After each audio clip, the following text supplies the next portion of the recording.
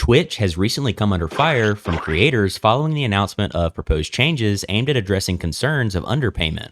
The introduction of the Partner Plus program offers streamers a 70-30 revenue split, aligning with the models used by some other platforms. However, this split comes with several limitations and conditions. Streamers must amass a minimum of 350 paid subscriptions to qualify for the 70-30 split, and once they reach a revenue cap of $100,000, the split reverts back to the standard 50-50. What's worse, subscriptions from Amazon Prime and gifted subscriptions don't even count toward the required subscription count.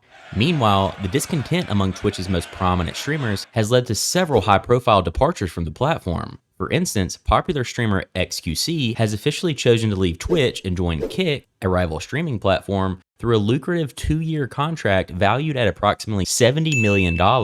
With the potential for incentives to bring the deal up to $100 million, XQC, with nearly 12 million followers, will primarily focus on creating content for Kick, with occasional appearances on YouTube and TikTok.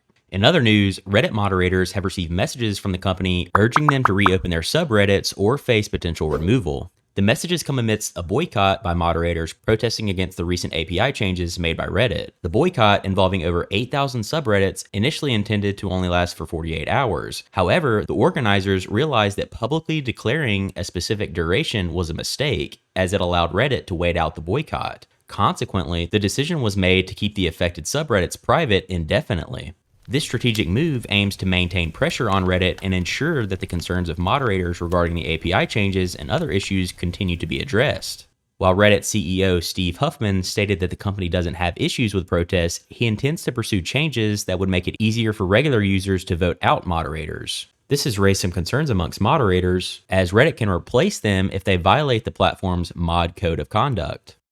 The company has clarified that it's not shutting down discussions, but can invite new moderators if existing ones choose to stop moderating.